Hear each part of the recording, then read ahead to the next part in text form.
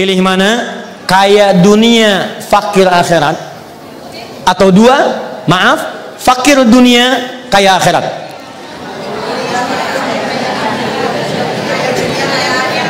Oke, saya ulang. Satu, kaya dunia, fakir akhirat. Dua, fakir dunia, kaya akhirat. Pilih mana? Dua. Baik, kalau saya pilih kaya dunia, kaya akhirat. Untuk itu kita berdoa. Buka doanya, Quran surah kedua ayat 201, paling kanan sebelah bawah. Wa minhum may yaqulu rabbana atina fid dunya hasanah wa fil akhirati hasanah wa qina. Perhatikan, ada di antara manusia, kata Allah, yang minta sama Allah, ya Allah, anugerahkan kami segala kemuliaan dunia. Dunianya kaya, berhasil, mantap. Tapi bukan cuma dunia, karena saat dia kerjakan urusan dunia punya bekal akhirat, wa fil akhirati hasanah, maka di akhirat pun dia mendapatkan nilai kebaikan. Nah, rumus cepatnya, Ustaz, saya nggak tahu doanya.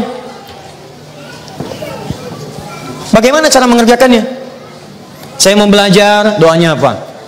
Saya mau bikin akte, doanya apa? Saya mau menikah, doanya apa? Saya baru punya anak, doanya apa? Istri saya sedang mengandung, doanya apa? Ustadz, kalau kira-kira saya belum tahu doanya, apa yang harus saya kerjakan? Maka turun kalimat Nabi, mengambil spirit dari Quran surah 96 ayat pertama. Iqra bismi rabbikal ladzi khalaq. Maka kata Nabi, kullu amrin dzibalin la yubda'u fihi bismillahirrahmanirrahim fahuwa abtar. Setiap perbuatan baik yang tidak diawali dengan nama Allah, bismillahirrahmanirrahim. Secara singkat, bismillah. Anda mau makan, bismillahirrahmanirrahim. Angkat telepon, bismillah. Tulis SMS, bismillahirrahmanirrahim. Anda mau tanda tangan, bismillah. Anda berangkat kampus, bismillah. Maka semua perbuatan itu sepanjang baik, maka dituliskan nilai pahalanya minimal 10. Nah, sekarang tolong jujur katakan, dari semua aktivitas kita sampai dengan hari ini, berapa yang sudah menjadi ibadah dalam pandangan Allah Subhanahu wa taala? Sedangkan kita berharap untuk masuk surga. Ini bagian pertama. Baik, saya simpulkan sebentar. Jadi untuk masuk surga itu jalannya ada berapa? Dua. Satu apa? Dua apa? Amal soleh. Baik. Jadi kalau orang yang beriman itu, kemudian imannya akan mendorong dia untuk mengerjakan amal soleh. Caranya bagaimana? Imannya akan menuntun kepada dirinya, setiap kegiatan kerjakan karena Allah, kerjakan karena Allah, kerjakan karena Allah. Nah, setiap dia mengerjakan perbuatan dikerjakan karena Allah, maka konsekuensinya, maaf sekali, konsekuensinya dia tidak akan pernah menyalahi ketentuan Allah.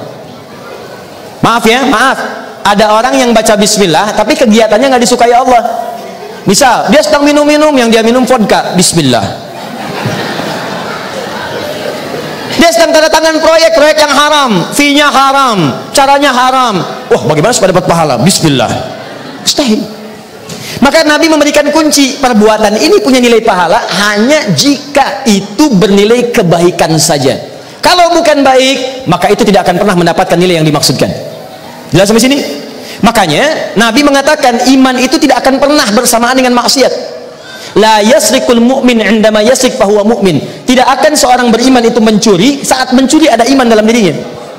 Jadi patut dipertanyakan, kalau ada misalnya pejabat, kalau ada misalnya pengusaha, kalau ada misalnya siswa, kalau ada orang beriman, maaf sekali, dia mengatakan dirinya beriman tapi lisannya masih berbuat maksiat, matanya bermaksiat, tangannya bermaksiat, maka ini menunjukkan ada masalah dalam imannya.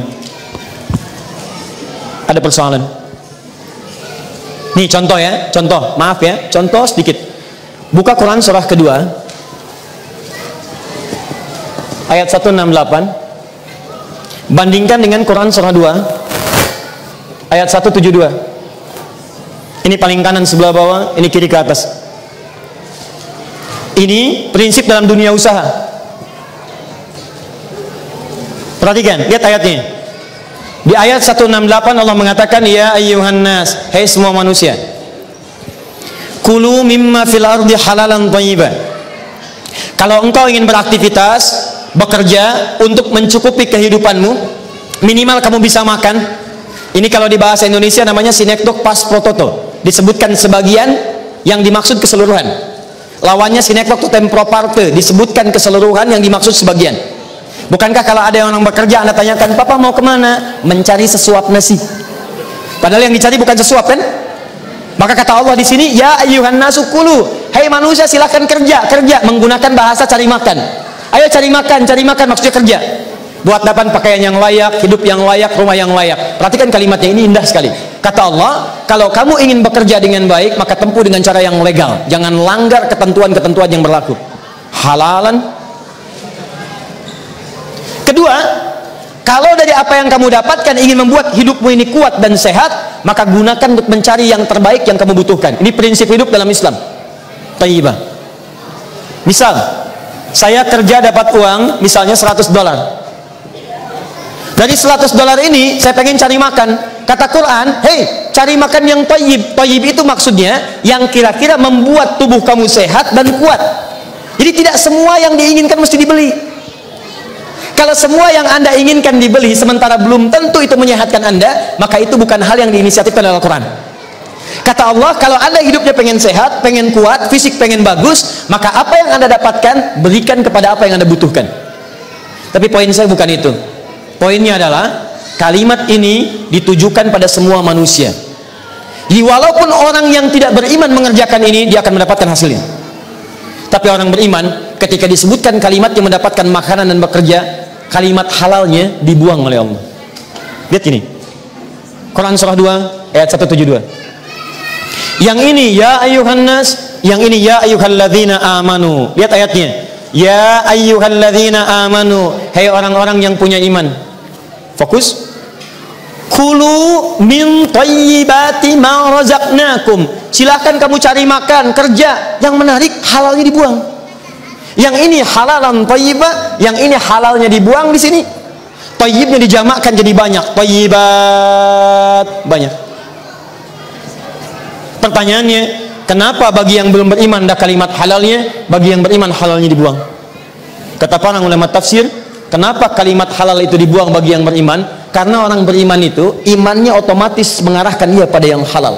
Karena itu nggak disebutkan pun pasti nyari yang halal. Jadi kalau ada orang beriman masih mencari yang haram, itu pasti ada masalah dengan imannya. Makanya orang yang punya iman itu imannya akan selalu bertentangan dengan yang haram. Contoh ya, contoh, Anda masuk masjid, begitu keluar dari masjid misalnya, maaf sekali, tiba-tiba Anda akan uji coba. Kalau nggak percaya silahkan cek. Misal saja, coba kenakan sendal milik orang lain, bukan punya Anda. Jadi begitu keluar, coba kenakan alas kaki punya orang. Karena itu bukan punya Anda dan sifatnya haram kalau dibawa, maka hati Anda akan mengatakan, jangan, itu bukan punya kamu. Tinggalkan itu. Iman itu otomatis mengarahkan pada yang baik. Kalau imannya luntur, bahkan hilang sama sekali, maka akan bertransformasi pada hal yang tidak baik. Jangan yang itu belum bagus tuh, yang bagus yang sebelah situ tuh. Anda juga sama teman-teman yang di kantor. Pak Alfred dengan kawan-kawannya itu mustahil bisa tanda tangan proyek yang jelek kalau beriman. Nggak ada staf KJRI beriman kemudian imannya mengarahkan pada yang haram, itu mustahil. Pak, tolong Pak, paspor percepat Pak. Ya biasa 3 hari, tolonglah 1 hari Pak. Ini ada lumayan lah $500. Maaf ya, ini jemari orang beriman.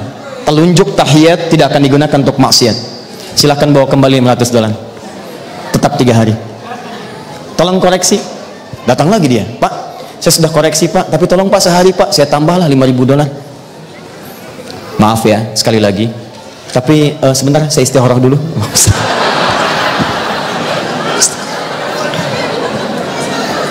Gak ada mustahil. Jelas sampai sini?